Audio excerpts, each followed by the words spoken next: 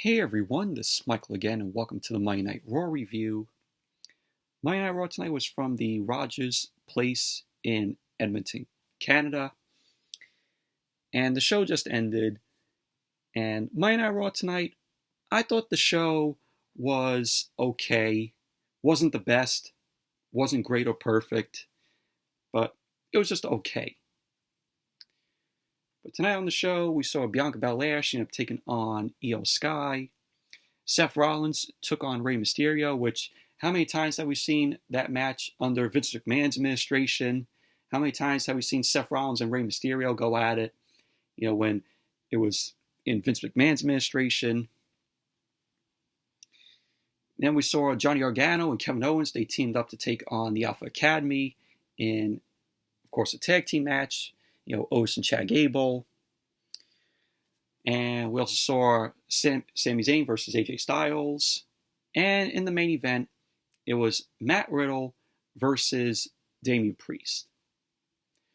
But overall, Monday Night Raw was just an okay show tonight. And as I'm doing this review, I have on Monday Night Football, where my New York Giants, are taking on the Dallas Cowboys. And the Giants are down by 7. It's 23-16.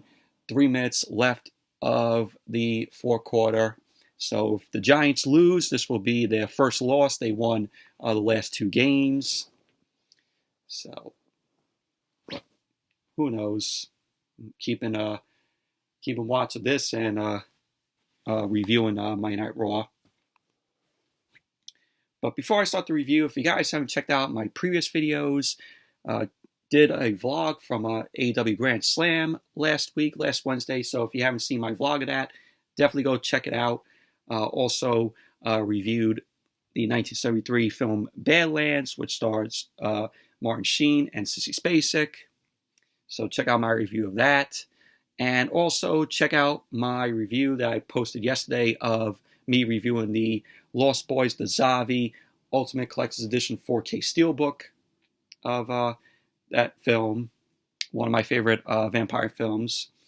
So check out those videos if you guys haven't seen them yet. But anyways, let's get into the review. Monday Night Raw opened up tonight with Bianca Belair, the Raw Women's Champion. She ended up coming out alongside Alexa Bliss and Asuka. So Bianca Belair ended up getting on the mic, and Bianca ended up saying that she was ready to come out here and challenge Bayley. But she remembered that it's not just about her and Bayley. Bianca ended up saying that she doesn't want it to be 3-on-1 again, and that Bayley should have faced Alexa Bliss 1-on-1. But Iyo Sky and Dakota Kai had to interfere because Bayley can't do her battles on her own. So Bianca ended up saying that if Bayley wants the Raw Women's Championship, she wishes her luck. So she ended up saying that Alexa Bliss and Asuka will be watching Bayley's girls, Iyo Sky and Dakota Kai. So then we saw Damage Control, Bayley, Dakota Kai, and Iyo Sky. They ended up coming out.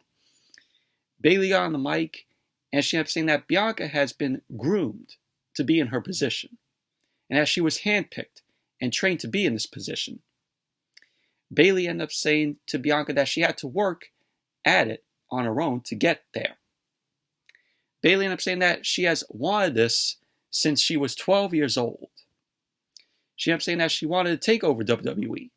And that's exactly what she's doing.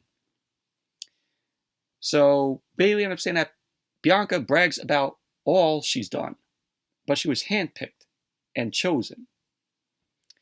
So Bianca ended up saying that she's earned and deserved everything, and that she's in this position because she's been showing up and showing out. So Bianca was like, "Where have you been, Bayley?" She ended up saying that she is sorry that Bayley got injured, but she's not sorry that Bayley came back to her being champion. Bayley ended up telling Bianca that she was injured and also hurt, and that she wasn't able to walk 10 months ago. But she taught herself how to walk and run again. Bayley ended up saying that she also pinned Bianca at Clash at the Castle for the first time in 300 days. She ended up going on to say that everything Bianca has done was because she was injured. So she ended up saying that Bianca needs to fall in line like everyone else. So Bianca ended up saying that when she main evented WrestleMania, Bayley was there. And the last match that they had, she gave Bayley a KOD on top of the ladder at Hell in a Cell.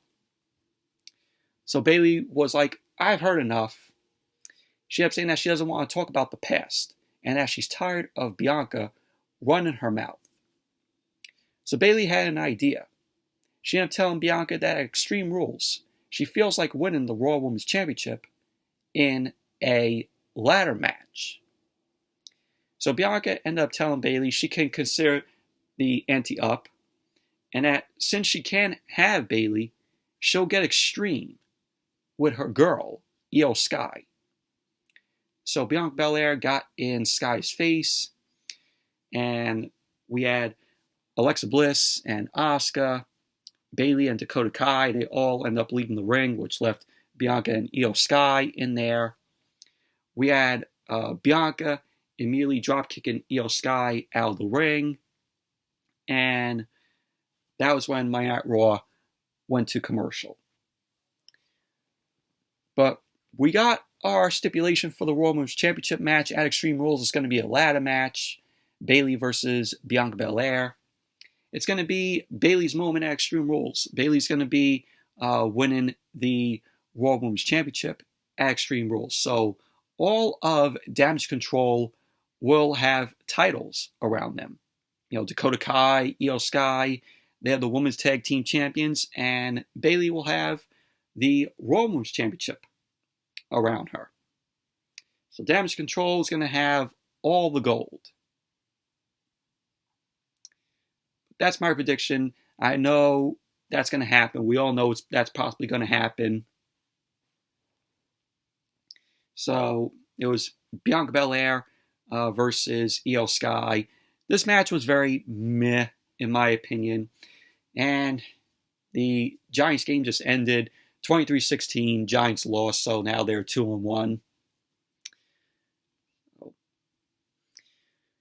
But we went backstage, and we saw an SUV drive into the arena.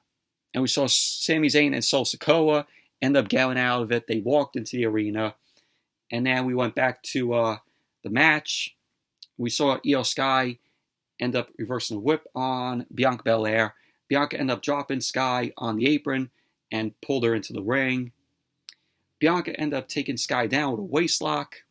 Sky ended up fighting up. Bianca ended up hitting Sky with a short arm clothesline. Bianca then ended up throwing Sky across the ring. And Bianca then ended up shouldering Iyo Sky in the corner, carried her to the center of the ring. Sky ended up sliding through for a sunset flip. Bianca didn't even go down. So Bianca ended up hitting Sky with a spine buster. Bianca ended up going for the cover. Sky kicked out at 2. So Bianca ended up getting Sky in the corner, started punching away at her. Sky ended up sliding through, ended up taking Bianca down. So Iyo Sky was just shouldering away at Bianca in the corner. Iyo Sky ended up digging her feet into Bianca's chest, and then she ended up hitting a double knee to Bianca. She ended up going for the cover. Bianca kicked out at 2. So we had later on, Bianca was setting up for the KOD on Iyo Sky. Iyo Sky ended up fighting out of it, and Iyo Sky ended up pulling Bianca into the ropes. Sky then ended up drop kicking Bianca's head into the ring post. And then as Monday Night Raw came back from the commercial, Bianca ended up hitting a sidewalk slam to Iyo Sky. Both women were down. Both women ended up slowly getting back up to their feet. They started trading some forearms. Bianca ended up hitting a shoulder tackle and a clothesline and a drop kick to Iyo Sky. She ended up doing a kip up. Bianca ended up clubbing Iyo Sky in the back and delivered a suplex. And she ended up rolling her through for a delayed vertical suplex to Iyo Sky. Bianca ended up going for the cover, to which Sky ended up kicking out. So later on, we had Bianca end up trying to go for the KOD again, but Iyo Sky ended up grabbing the top rope, ended up kicking her down. Iyo Sky ended up going up to the top rope and hit a diving crossbody onto Bianca. Bianca ended up rolling through and lifted Iyo Sky. Bianca then ended up hitting a fallaway slam, and she ended up going for the cover, and Iyo Sky ended up kicking out. So we had later on, Iyo Sky ended up going for her Hurricanrana. Bianca ended up holding her up. Bianca ended up kicking Iyo Sky in the back. Bianca ended up setting up on the top rope, and Iyo Sky ended up hitting an arm drag. Sky ended up attacking Bianca in the corner and ended up going up to the top rope. So we had Bianca end up going up, end up throwing Iyo Sky into Bayley and Dakota Kai on the outside, but they end up catching her. Both Dakota Kai and Bayley caught Iyo Sky. Bianca then ended up hitting Bayley and Dakota Kai with a plancha, which was cool. Iyo Sky ended up attacking Bianca, ended up putting her in the ring. Iyo Sky ended up going for a springboard, but Bianca ended up moving out of the way. And Bianca then hit the KOD to Iyo Sky, and she ended up going for the cover. And there you go. Bianca Belair ended up winning the match. Overall, this match was very meh, in my opinion. In my opinion, they shouldn't have booked this match because Bianca Belair is the women's champion. Iyo Sky is one half of the women's tag team champions. Neither woman could lose. But yet, you get Bianca pinning Iyo Sky. You let your one half of the women's tag team champions lose. And this happened under the old administration. Vince McMahon used to book superstars that were champions in a match, non-title, and the champion would lose. Champions should not be losing. So it makes them look weak. And when they keep losing, you're like, oh, why is this guy or why is this woman holding the title if they're losing a match? But overall, this match was just very meh, in my opinion. And then we saw Kevin Patrick. Kevin Patrick was backstage. He was interviewing Rey Mysterio. Kevin Patrick ended up asking Rey about his son, Dominic, begging him to hit him with a chair last week. Rey ended up saying that Kevin is a father, and he knows the feeling of holding his newborn. He ended up saying to Kevin Patrick, you always want the best for your child. He ended up saying that last week when he had the chair in his hands, he wondered what happened to the kid he raised. Rey ended up saying that he doesn't recognize him. He doesn't recognize Dominic. And that isn't his son. And that Rhea Ripley is manipulating him. So he ended up saying that he steps into the ring with Seth Rollins tonight. He said that Rollins is a savage. And Rollins wanted to do more than injure Matt Riddle with the chair. Rey ended up saying that he may have mercy for his own flesh and blood, but he won't show any mercy to Seth Rollins. So pretty much that was basically what Rey had to say. And as Monday Night Raw came back from the commercial, we saw The Miz backstage. The Miz had security guards there. Miz ended up saying that he has recruited these security guards and is offering a reward of $1 million and a cameo in upcoming Marine film and career advice if they can do what he hired them to. So Miz ended up saying that he wanted stealthy security guards. He ended up telling these security guards they are the Miz Force. Awful. Awful fucking name. So he ended up sending the Miz Force off to find he who shall not be named, a.k.a. Dexter Lumis. So they all end up running off the Miz Force. This was awful. Absolutely awful. Miz calling these security guards the Miz Force. Terrible. And then we saw Seth Rollins. Seth Rollins made his way down to the ring, and the crowd ended up popping for Seth Rollins. They were singing along to his theme song, his theme music. Was the crowd tonight there in Edmonton? I don't know. It was they just were in a coma for the night. They didn't make noise during Bianca Belair and Iyo Sky's match, and also the surprise return, which I'll get to explaining. They didn't even know who this woman was. This woman got no reaction from that crowd. And I'll explain as I talk about that. So Seth Rollins got on the mic and he ended up welcoming them to Monday Night Rollins. Rollins went on to say that he is a visionary and a revolutionary. We all know that. He ended up saying that he is Seth freaking Rollins and that he should be standing here right now as the new United States champion. He ended up saying that the one reason he's not the United States champion is because of Matt Riddle. So Rollins ended up saying that last week he had Bobby Lashley dead to rights, and that Riddle forced him to take his eye off the ball for 1 second, and it cost him. He ended up saying that Riddle has been a thorn in his side for months, but he has cost him for the last time. Rollins ended up saying that in 2 weeks, they'll finish this. Him and Matt Riddle will finish this at Extreme Rules inside the fight pit. So we had the crowd singing Rollins' song again. Rollins ended up saying that for the past week, he has heard what people are saying. He ended up saying that people are saying that he is doomed, and this is Matt Riddle's type of match. Rollins ended up saying that he went home and looked in the mirror before coming to the harsh conclusion that he's Seth freaking Rollins, baby. Rollins ended up saying that it doesn't matter what kind of match it is, and that he's been in every single type of match you can imagine, and he's won them all. So Rollins ended up saying that as good as Riddle may be inside the cage, he's got nothing compared to him. Rollins ended up saying that he has one thing Riddle will never have, and that is a brain. So he ended up saying that this will be his first time in the fight pit. But when the dust settles, Riddle will be flat on his back, and everyone will sing his song as the king of the fight pit.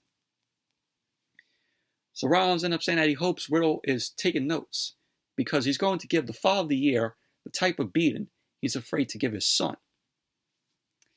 So Rey Mysterio then ended up making his way out. Rey Mysterio came out. He looked like he was in no mood. Mysterio ended up getting to the ring, and he ended up drop kicking Rollins, and Rollins ended up rolling out of the ring, and pretty much that was that.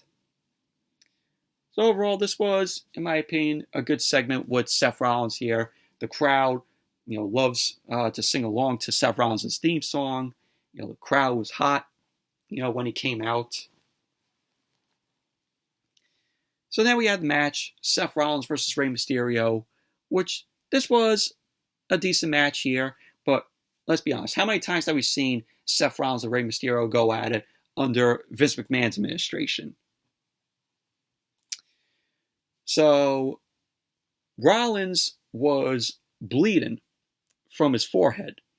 He wasn't bleeding profusely. It was just a little cut on his forehead because it showed during the break. Rollins got busted open on the ring steps from Rey Mysterio. Rollins ended up attacking Rey and whipped him into the corner. Rey slingshotted over Rollins and ended up hitting a head scissor takedown to Rollins. Mysterio then started punching away at Rollins, and we have Rey Mysterio end up hitting the ropes. Rollins ended up delivering a tilt-a-whirl backbreaker to Mysterio. Rollins delivered some forearms to Rey in the back a few times, and we had Rollins end up hitting a back suplex to Rey Mysterio. He ended up going for the cover, and Rey ended up kicking out. So Rollins had Rey on the apron. Rey ended up punching Rollins back. He ended up hitting a sunset flip, and he ended up going for the cover, to which Rollins kicked out too. Rollins quickly took Rey back down, and Rollins ended up delivering some kicks to Rey, and he chopped at Rey's chest.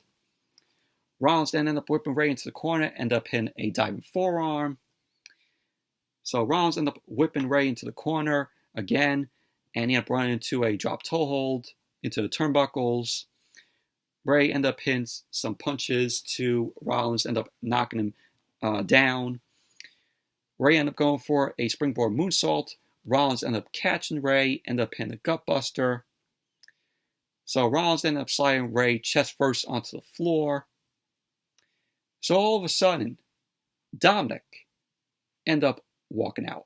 Dominic was holding a chair, and then all of a sudden we see the QR code scramble onto the screen.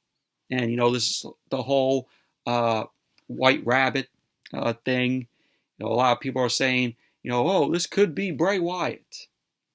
And I agree with them. I think this is set up for Bray Wyatt to return to WWE. But then I saw a report that came out tonight that said that when you scanned the QR code, it said the White Rabbit, and it had the lyrics to Aleister Black's, Malachi Black's theme song that he had in WWE. So it's not Aleister Black. Aleister Black, he had his release, or Malachi Black, he had his release from AEW. He's taking time off, for his mental health issues. So, but we had Rollins end up looking nervous. Dominic ended up patting Rollins on the back, and he was laughing. Rollins was laughing, and he was looking pleased at what he did to Rey. So Dominic was sitting at ringside. He high-fived Rollins. Rollins ended up sending Rey storming first into the turnbuckles. Rollins then laid Rey out across the apron, started kicking away at him. Rollins ended up getting Rey in the ring, and he did the Three Amigos. He only ended up hitting two. As Rollins was going for the third one, Rey ended up kneeing Rollins in the head, and he delivered a DDT to Rollins, to which it cut back to Dominic, which Dominic looked disgusted at that. So Rey headed up to the top rope. Rollins ended up grabbing him for a buckle bomb. Rey managed to counter it into a hurricanrana in the corner. Rey ended up going up to the top rope. Rollins cut him off. So Rey started fighting Rollins off, and Rollins ended up jumping back. Rey ended up fighting Rollins off again, ended up hitting a flying senton, and to which Rey ended up following it up with a springboard crossbody block to Rollins. He ended up going for the cover, and Rollins ended up kicking out too. So we had Rey end up rolling up Rollins. Rollins countered that into a buckle bomb.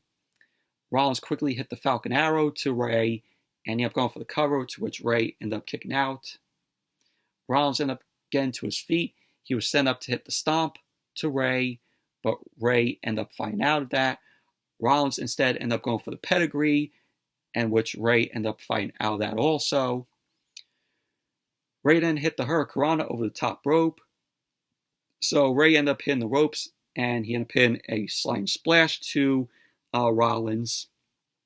Dominic ended up getting up to his feet. He was angry. So we had Rey end up getting Rollins in the ring, end up hitting a diamond splash, and he ended up going for the cover, to which Rollins ended up kicking out. We had a chant of Dominic's useless from the crowd, to which I laughed at. So we had Dominic. Later on, Dominic ended up getting to his feet. and he was holding the chair. Dominic ended up throwing the chair at his father's feet, and just like last week, he dared his father to hit him with the chair. So Rollins distracted the referee, and we see Rhea Ripley ran in from the crowd. She jumped over the barricade, and she pushed Ray into the ring post. Dominic ended up throwing Ray into the ring. Rollins then hit the stomp, and he ended up rolling up Ray. And there you go. Seth Rollins ended up winning the match. But overall, this was a decent match here. But how many times have we seen Rollins and Ray go at it? There was nothing new that happened in the match. Like I said, we've seen this match how many times in the Vince McMahon administration. So Ray ended up looking disgusted with what just happened. So pretty much that was basically that. So then we saw Matt Riddle. Matt Riddle was watching from backstage. He was angry with what just happened. Bobby Lashley ended up coming up to Matt Riddle. Bobby Lashley wished Matt Riddle luck in the Fight Pit match at Extreme Rules. So Lashley ended up telling Riddle to make sure that Rollins is put out. He ended up saying that Rollins has no idea what it's like to fight in a cage. But they do. So Lashley ended up saying that he wants to knock Rollins' teeth in. He ended up saying to Riddle, as for interfering in his match last week, Lashley ended up warning Riddle to never do that again. So Riddle ended up agreeing with Lashley. So pretty much that was basically that. So we saw Kevin Owens and Johnny Gargano. They were walking backstage, and we saw one of the security guards from the Miz Force was knocked out. So, of course, Dexter Lumis got to one of the security guards. So then as Monday Night Raw came back from commercial, we had the Alpha Academy, Chad Gable and Otis versus Johnny Gargano and Kevin Owens. This was a fun tag team match. This was a very good match. Kevin Owens has been on a roll lately ever since Triple H took over creative. And this is how Kevin Owens should be booked. So Chad Gable started off the match with Johnny Gargano. Gable ended up taking Gargano down, ended up applying a side headlock. Gargano ended up getting up to his feet. He whipped Chad Gable. Chad Gable ended up shoulder tackling Johnny Gargano down. Johnny Gargano ended up hitting a Hurricanrana to Gable. And then Gargano ended up hitting a wheelbarrow arm drag and a drop kick to Gable. So Chad Gable then tagged in Otis. Gargano ended up getting the crowd fired up for Kevin Owens to be tagged in. So Kevin Owens ended up coming in. Kevin Owens locked up with Otis. He ended up applying a side headlock. Otis ended up whipping Owens off, and he delivered a shoulder tackle. So Kevin Owens then ended up drop kicking Otis back down. Chad Gable ended up taking back in. Owens started punching away at Gable. Ended up sending Gable to the ropes, and he delivered a back elbow. Owens then ended up hitting a senton splash, and he ended up coming off the second rope with a moonsault to Gable. He ended up going for the cover. Gable ended up kicking out at 2. So Johnny Gargano tagged in. He jumped on Kevin Owens' back. Owens ended up hitting a senton splash with Johnny Gargano on his back onto Chad Gable, which was cool. So he ended up going for the cover. Gable ended up kicking out. Johnny Gargano ended up hitting Chad Gable with a spear, and Otis ended up blind tagging in. Otis ended up pressing Gargano up, and Otis ended up delivering the World's Strongest Slam to Gargano. So then, as Monday Night Raw came back from the commercial, Otis ended up powering Gargano into the corner. Chad Gable tagged in. Gargano ended up dropping Gable out of the ring and sidestepped Otis. Johnny Gargano ended up nearly getting to Kevin Owens, and Gable ended up cutting Gargano off. Gargano ended up getting out of an ankle lock. He ended up kicking Gable in the face. Owens ended up taking in, started unloading on Chad Gable with some strikes. So Owens ended up hitting a inverted atomic drop to Gable, and he delivered a clothesline.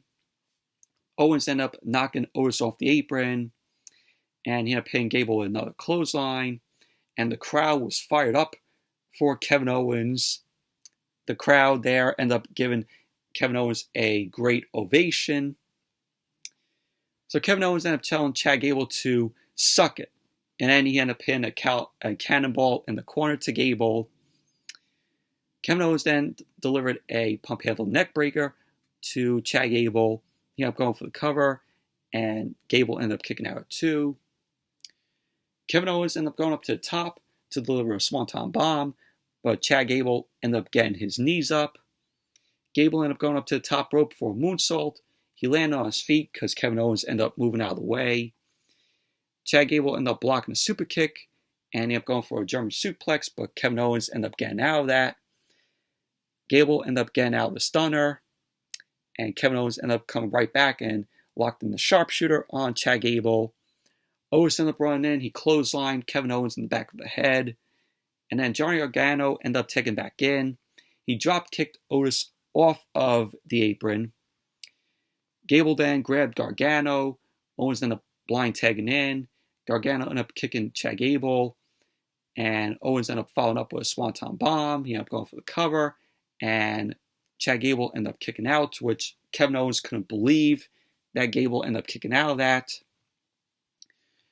So Owens ended up going for a pop-up powerbomb. Chad Gable ended up getting out of that, and he delivered a German suplex to Kevin Owens, to which Kevin Owens ended up landing on his neck. We had Kevin Owens end up hitting 2 super kicks, which left Otis on the commentary table. Kevin Owens ended up climbing onto the barricade, and he delivered a flying elbow drop to Otis and destroyed the commentary table. That was a awesome spot there. You know, Kevin Owens coming off the barricade, delivering that flying elbow drop to Otis, destroying the commentary table. So at the end of the match, Chad Gable ended up pulling Gargano to the apron. Gargano ended up hitting the one final beat on Chad Gable, and he ended up going for the cover. And there you go. Johnny Gargano and Kevin Owens ended up winning the match. Overall, this was a very fun match, very fun tag team match. You had Austin Theory end up trying to interfere in the match. Gargano ended up taking Theory out with a super kick. So pretty much, you know, that was basically that. So then we saw AJ Styles walking backstage. Styles passed by another one of the Miz Force security guards who was laid out. Kevin Patrick ended up approaching Styles. He ended up asking him why he didn't join the Judgment Day. Styles ended up telling Kevin Patrick that he's been on his own for a while. Finn Balor then approached Styles. He ended up saying that he's approaching Styles as his friend. He ended up telling him that the Judgment Day has already achieved so much, but the two of them together could change the business once again. So Balor ended up offering for the Judgment Day to be his backup in his match with Sami Zayn.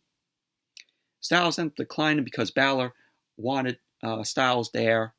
So Styles declined and walked off. Pretty much that was basically that. So Balor really wants Styles to join the Judgment Day. And then as Monday Night Raw came back from the commercial, we saw Austin Theory. He was furious with the Alpha Academy. Chad Gable ended up saying that Otis hasn't been the same since that 2-ton doofus, Braun Strowman, beat him on SmackDown. So Austin Theory's phone ended up ringing. Theory answered the phone, and it was for Chad Gable. So Chad Gable ended up putting the phone on speaker, and it was Braun Strowman. Braun Strowman ended up saying that he's going to beat Chad Gable in his hometown of St. Paul next week on Monday Night Raw. That way, they won't have to fly Chad Gable's body home for his funeral. So Chad Gable looked terrified of that. So we're going to get that match next week on Raw. It's going to be Braun Strowman versus Chad Gable. And then we had a 2-on-1 handicap match. Omos versus Joey Gibson and Greg Lester. This was just a squash match. This was awful. Omos is absolutely terrible. He is awful. Yeah, him just taking out these two guys, and he's taking out these two guys going, "Ooh!" Yeah, am I supposed to believe that Omos going, "Ooh!" is supposed to make him scary? Hell no. Yeah, that's all it is. Omos throwing these two guys, and he's just show tackling his way through these two guys going, "Ooh!" Yeah. Omos end up winning the match. MVP shout out to Omos as he laid out both of these guys on the table. Omos then ended up standing over these two guys on the commentary table, and that was that. Awful. Squash match. I mean, why is Omos on TV? Why is he on TV?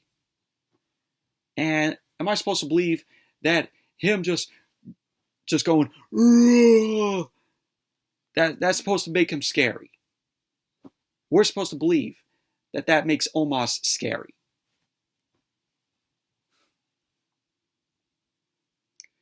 So then we saw The Miz was walking backstage, and he sees the entire Miz force down. So Miz ended up flipping out, and we saw a mannequin dressed as a Edmonton Oiler. And it was revealed to be Dexter Lumis. Miz realized that it was Dexter Lumis. Lumis ended up hitting Miz in his midsection, and he ended up breaking the hockey stick over Miz's back. Lumis then choked the Miz out. The Miz was passed out, and he was just petting the Miz like, yeah, that was what Dexter Lumis did as he choked out the Miz, and the Miz was passed out. Still, where is this storyline going? We got no explanation still as to why Dexter Lumis is going after the Miz. We need to get something out of this, because this is making me not care about this storyline. We need an explanation. 6 weeks already. This storyline has been going on, and still, no explanation. So then, we saw Nikki A.S.H. She was in the ring, and we had the surprise return of Candice LeRae, Johnny Gargano's wife. Candice wrestling. So it was Nikki A.S.H. versus Candice LeRae, and it's sad when Candice LeRae came out, she did not get no reaction from the crowd. Nobody even knew who she was. I guess they never watched NXT.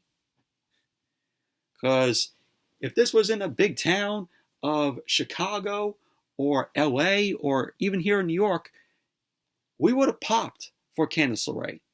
All those people in those states, in those big states, watched NXT. So it was awesome to see Candice LeRae return. You know, we missed her. And as I said, she took on Nikki A.S.H. This was pretty much basically just very meh, in my opinion. Just Candice LeRae won the match, hit a swinging neck breaker off the second rope to Nikki A.S.H. She ended up going for the cover, and she ended up winning the match. So we saw Nikki A.S.H. She was balling in the corner. She took her mask off, and Candice LeRae celebrated as she went up the ramp, and pretty much that was basically that. Overall, just a very meh match, but happy to see Candice LeRae return.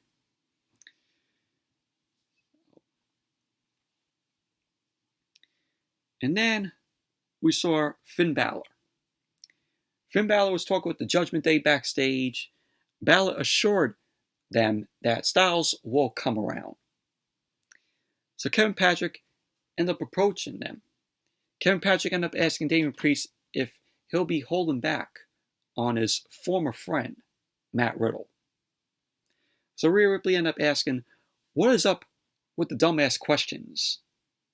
Damian Priest ended up saying that Riddle is a former friend, and he won't be holding back at all. And that the Judgment Day run Raw. And that the only thing that Riddle runs is his brain into the clouds. He ended up saying that Riddle isn't a Viper or a cage fighter anymore. And that he sure as hell isn't his friend. He ended up saying that Riddle will fall while the Judgment Day will rise. So pretty much that was basically what Damian Priest had to say. And then we had Sami Zayn versus AJ Styles. This was a good match here. Before the match, they ended up showing what happened on SmackDown, where the Tribal Chief, Roman Reigns, ended up making Sami Zayn an honorary Uce in the bloodline. You know, Roman Reigns was like, oh, I got a shirt for you. So he made Sami Zayn take off the bloodline shirt. He tossed a shirt to Sami Zayn, and on it said SZ, honorary Uce. So yeah, so Sami Zayn is now an honorary Uce in the bloodline. So we had Sami Zayn being accompanied by Solo Sikoa, and the match ended up starting. Sami Zayn ended up going into the corner. Both Sami Zayn and Styles ended up blocking up. Sami Zayn ended up applying a side headlock to Styles. Sami Zayn ended up throwing Styles down, and he held up one finger like that, you know, for the bloodline. So Sami Zayn was talking trash to Styles. Styles ended up pinning a kip up Hurricanrana to Sami Zayn. Styles followed up with a drop kick, and he started chopping away at Sami Zayn in the corner. Sami Zayn, or AJ Styles, ended up bouncing Sami Zayn off the top turnbuckle, and he ended up pinning a backbreaker to Sami Zayn. Styles ended up pinning a knee drop, and he ended up going for the cover, to which Sami Zayn ended up kicking out too. Styles ended up punching Sami Zayn, and he ended up hitting the ropes. Sami Zayn ended up hitting a back body drop to AJ Styles. He ended up going for the cover, to which Styles kicked out at 1. Sami Zayn ended up bouncing Styles off the top turnbuckle. He went up to the second rope and delivered a diving elbow to Styles' head. He ended up going for the cover, and Styles ended up kicking out at 1. Sami Zayn ended up throwing Styles out of the ring. Sami Zayn ended up bouncing Styles off the LED apron, and he had pinned a springboard moonsault out to the floor. Sami Zayn ended up getting Styles in the ring. He ended up going for the cover, to which Styles kicked out. So Styles ended up hitting a Ushigoroshi to Sami Zayn. He ended up going for a Styles clash, but Sami Zayn ended up fighting out of that. Styles ended up blocking a boot from Sami Zayn. Styles ended up hitting the torture rack bomb to Sami Zayn. He ended up going for the cover, to which Sami Zayn ended up kicking out. Sami Zayn ended up rolling out of the ring to recover. So Styles ended up hitting a forearm plancha on Sami Zayn as he stared at Solo Sikoa. So as Monday Night Raw came back from the commercial, Sami Zayn ended up attempting to suplex Styles. Styles ended up countering that into a suplex attempt. Sami Zayn ended up countering that into a neck breaker. So we had Styles ended up knocking Sami Zayn back down. He ended up trying to go for the phenomenal forearm. Sami Zayn ended up avoiding that. He ended up going for an exploder into the corner. Styles countered that into a roll-up, to which Sami Zayn ended up kicking out too. So Styles, later on, he turned to Solo Sikoa. He was talking some trash to Sikoa. Styles ended up getting into the ring. Sami Zayn ended up hitting a big boot to Styles. and he followed up with a Blue Thunder Bomb, and he ended up going for the cover, to which Styles ended up kicking out. Sami Zayn ended up punching Styles in the corner, ended up putting him on the top rope. Styles started punching Sami Zayn down. Sami Zayn ended up quickly coming back with a Orange Crush, and he ended up going for the cover, to which Styles ended up kicking out. So later on in the match, Solo Sikoa got involved. He ended up grabbing Styles, ended up giving him a suplex onto the apron. Sikoa ended up putting Styles in the ring. Sami Zayn ended up hitting the haluva kick to Styles. He ended up going for the cover, and there you go. Sami Zayn ended up winning the match. So post-match, Sami Zayn and Solo Sikoa ended up celebrating. Styles was bleeding from his cheek, and pretty much that was basically that. Sami Zayn got the win thanks to Solo Sikoa. But overall, this was a good match here. And so then we had the Judgment Day. The Judgment Day ended up making their way to the ring. Finn Balor ended up getting on the mic. He ended up saying that he can't help but think if Styles had accepted his offer, things would have gone a little differently. Balor got in the ring with the rest of the Judgment Day. Balor ended up saying that he'll give Styles another opportunity to rise up with the Judgment Day. So Balor ended up putting up the Too Sweet. Styles ended up teasing it, but he flipped off Balor. Balor then ended up attacking Styles, and the rest of the Judgment Day ended up joining in on the beatdown. Balor ended up putting a chair around Styles' head, and he was teasing to stomp Styles' head with the chair, around him. But Balor ended up stopping. Balor ended up saying that he could have ended Styles, but that's not what friends do. So the Judgment Day stood tall, and pretty much that was basically that. So then as Monday Night Raw came back from the commercial, Bianca Belair was backstage with Alexa Bliss and Asuka. Candice LeRae ended up coming up to them. Candice ended up telling Bianca that she hopes that Bianca shuts Bayley up at Extreme Rules. So Damage Control, Bayley, Dakota Kai, and Iyo Sky end up coming up. They end up getting in their faces. Candice LeRae end up issuing a challenge to Dakota Kai for them to have a match. Bayley ended up telling Candice that she'll have to wait until next week to get her hands on Dakota Kai. So Bayley then ended up turning to Bianca, and she ended up saying that she'll see her at Extreme Rules. So pretty much that was basically that. And then they ended up announcing the matches that we're going to see next week on Raw. So it's going to be Braun Strowman versus Chad Gable, Johnny Gargano versus Otis, and Candice LeRae versus Dakota Kai. So those three matches are taking place next week on Raw. Then we went to the main event. Damian Priest versus Matt Riddle. And this was a good match here. This was a good main event. Both guys end up locking up. Damian Priest ended up pushing Matt Riddle down to the mat.